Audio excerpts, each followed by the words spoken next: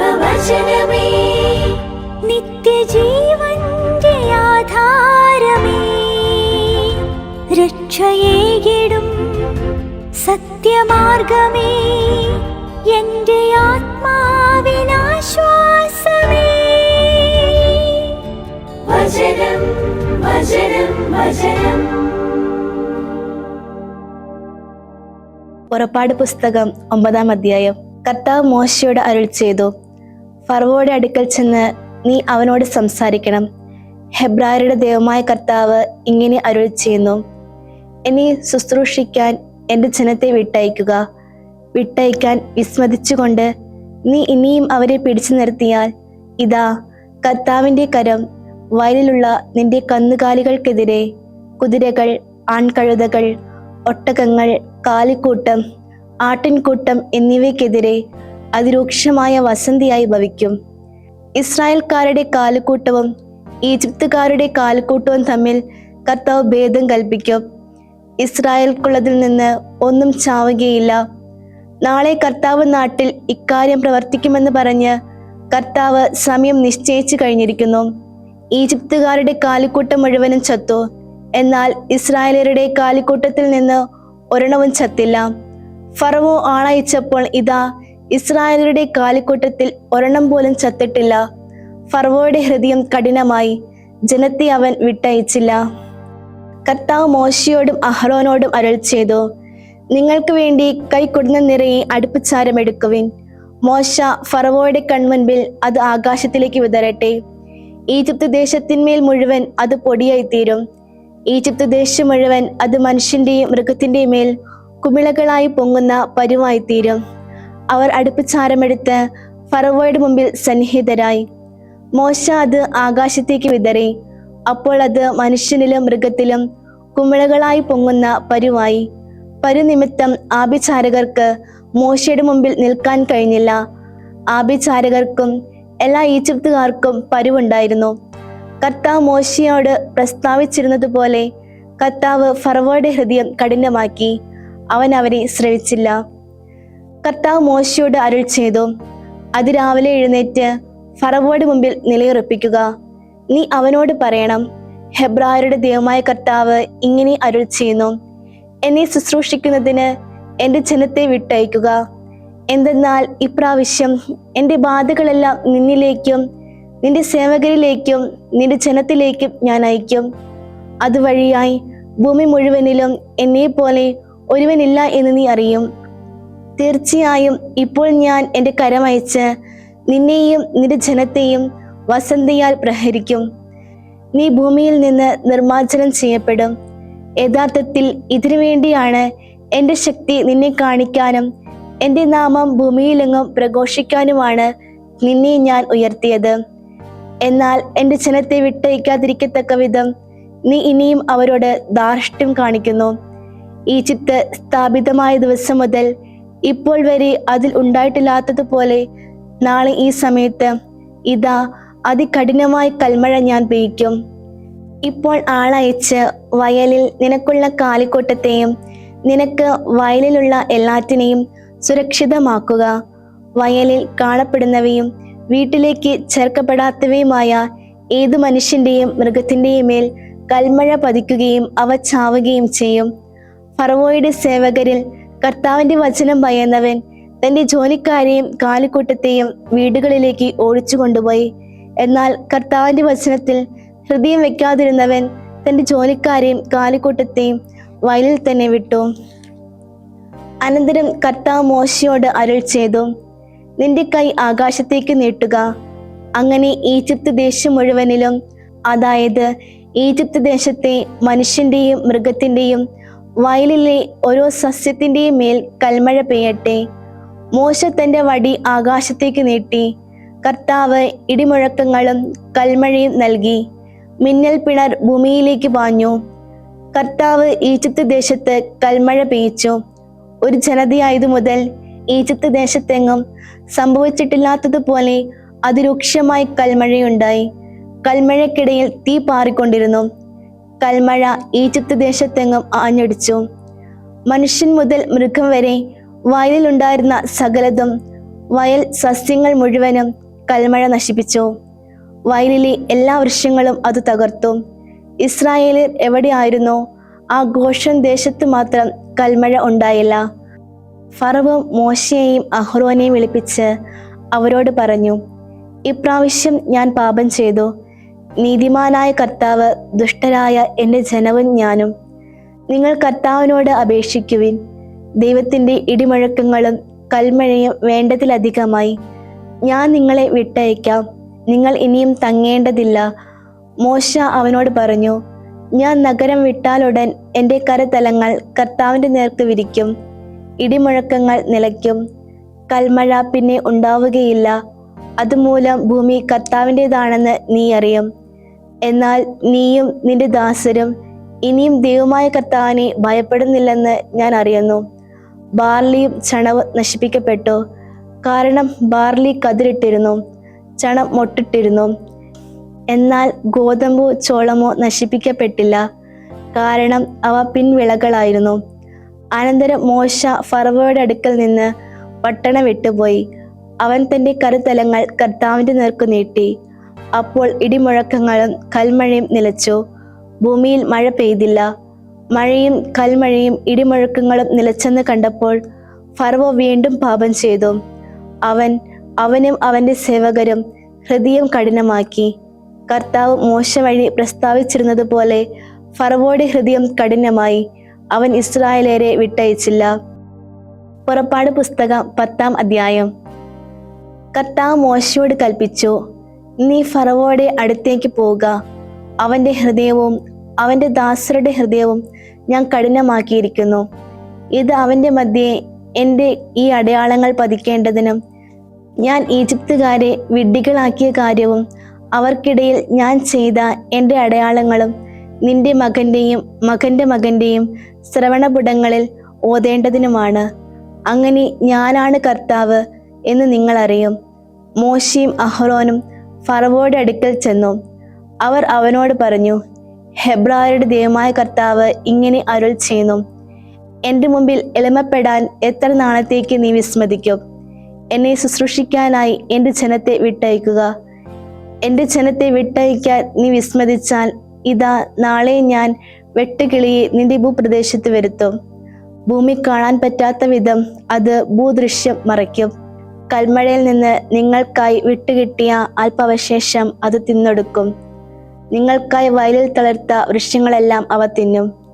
നിന്റെ പിതാക്കന്മാരുടെയും പിതാക്കന്മാരുടെ പൂർവികരും അവർ മണ്ണിൽ ആവിർഭവിച്ച ദിവസം മുതൽ ഇന്ന് വരെ കണ്ടിട്ടില്ലാത്ത വിധം നിന്റെ ഭവനങ്ങളും നിന്റെ എല്ലാ സേവകരുടെയും ഭവനങ്ങളും എല്ലാ ഈജിപ്തുകാരുടെയും ഭവനങ്ങളും അവ കൊണ്ട് നിറയും.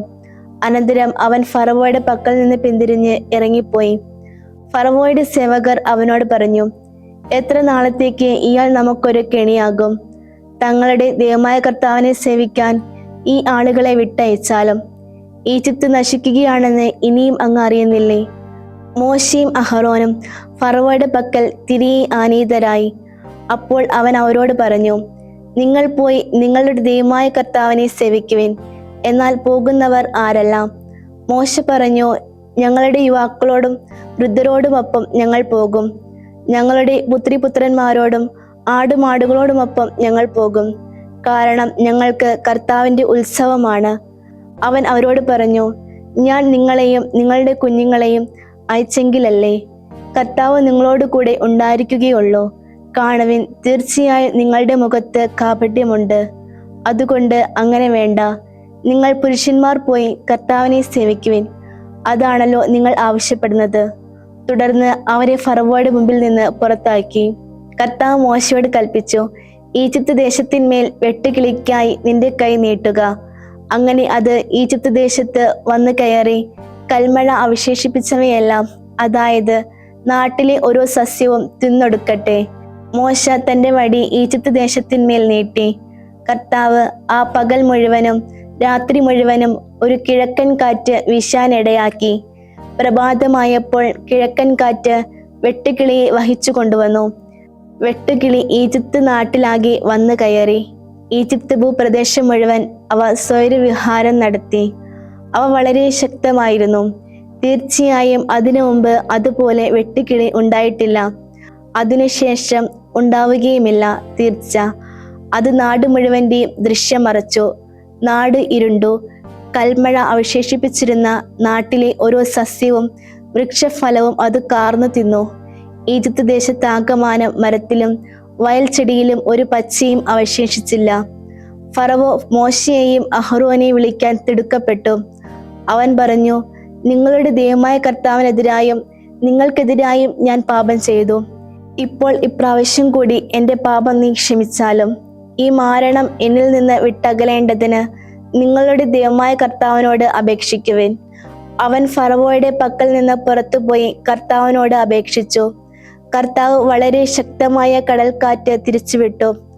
അത് വെട്ടുകിളിയെ സംഹരിച്ച് ചെങ്കടലിലേക്കെറിഞ്ഞു. ഈജിപ്തിന്റെ അതിർത്തിക്കുള്ളിലെങ്ങും ഒരു വെട്ടുകിളിയും അവശേഷിച്ചില്ല. കർത്താവ് ഫറവോയുടെ ഹൃദയം കഠിനമാക്കി. അതിനാൽ അവൻ ഇസ്രായേലരെ വിട്ടയച്ചില്ല.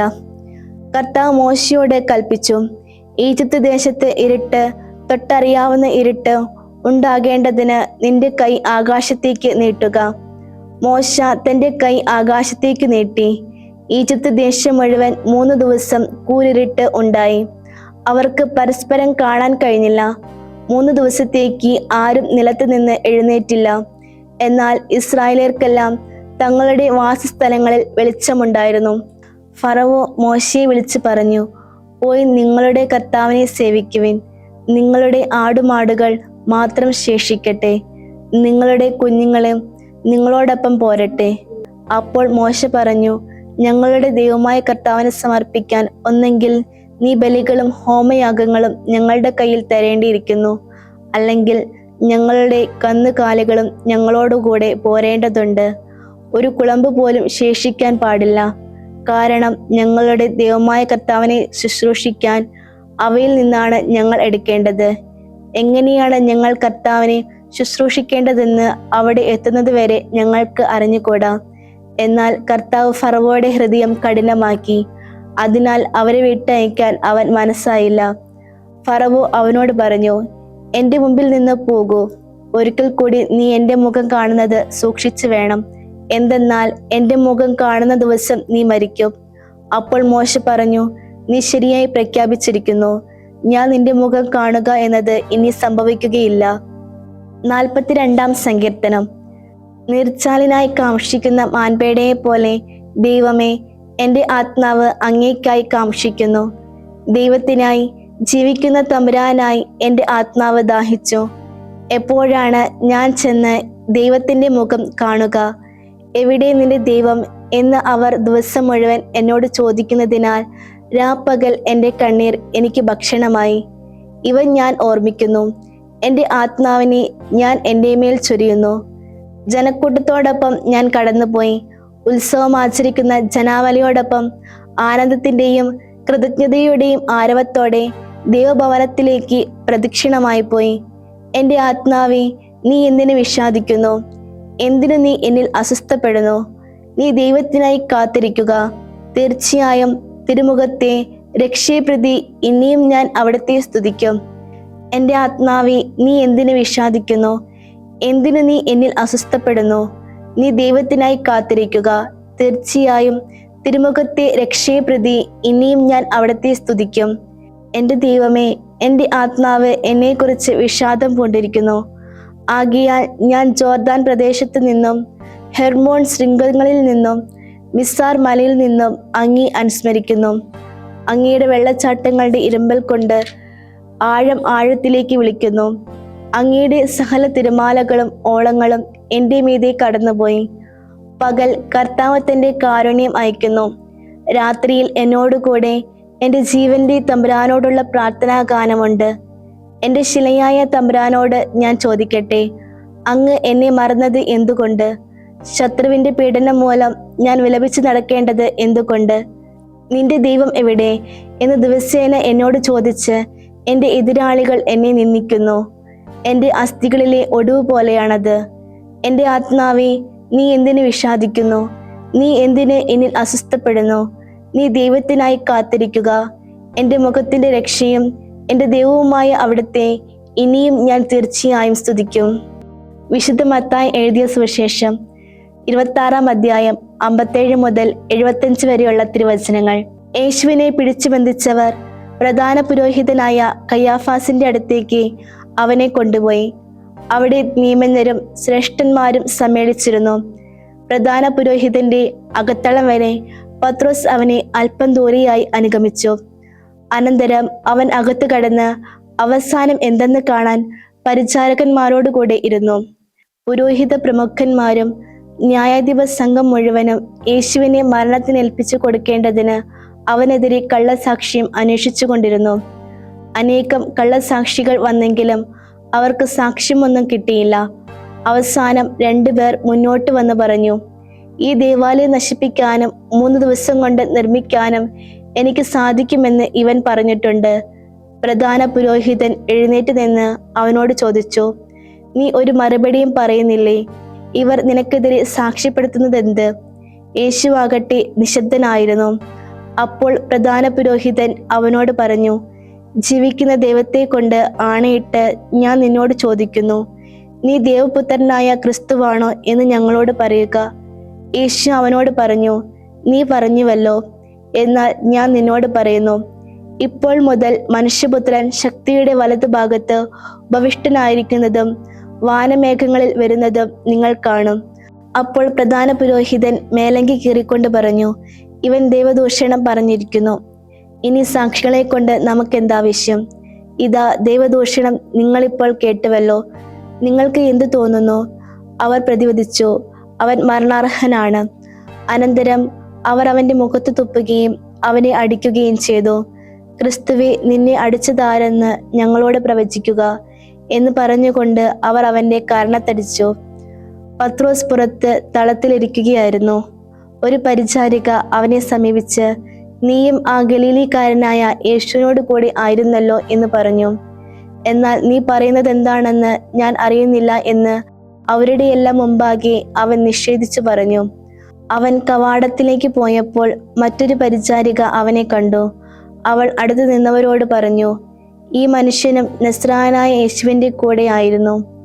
ഞാൻ ആ മനുഷ്യനെ അറിയുകയില്ല എന്ന് വീണ്ടും അവൻ ആണയിട്ട് നിഷേധിച്ചു. കുറച്ചു കഴിഞ്ഞപ്പോൾ അടുത്ത് നിന്നിരുന്നവർ പത്രോസിനെ സമീപിച്ച് പറഞ്ഞു, നീ സത്യമായും അവരിൽ ഒരുവനാണ്, കാരണം നിന്റെ ഉച്ചാരണ രീതി അത് തെളിയിക്കുന്നു. പത്രോസ് ആകട്ടെ, ഞാൻ ആ മനുഷ്യനെ അറിയുകയില്ല എന്ന് പറഞ്ഞ് ശപിക്കാനും ആണയിടാനും തുടങ്ങി. ഉടനെ കോഴി കൂകി. കോഴി കൂകുന്നതിന് മുമ്പ് 3 പ്രാവശ്യം നീ എന്നെ നിഷേധിക്കുമെന്ന് യേശു പറഞ്ഞ വാക്കുകൾ അപ്പോൾ പത്രോസ് ഓർമ്മിച്ചു. അവൻ പുറത്തുപോയി മനംനൊന്ത് കരഞ്ഞു. ദൈവവചനമേ, നിത്യജീവന്റെ ആധാരമേ, രക്ഷയേകിടും സത്യമാർഗമേ,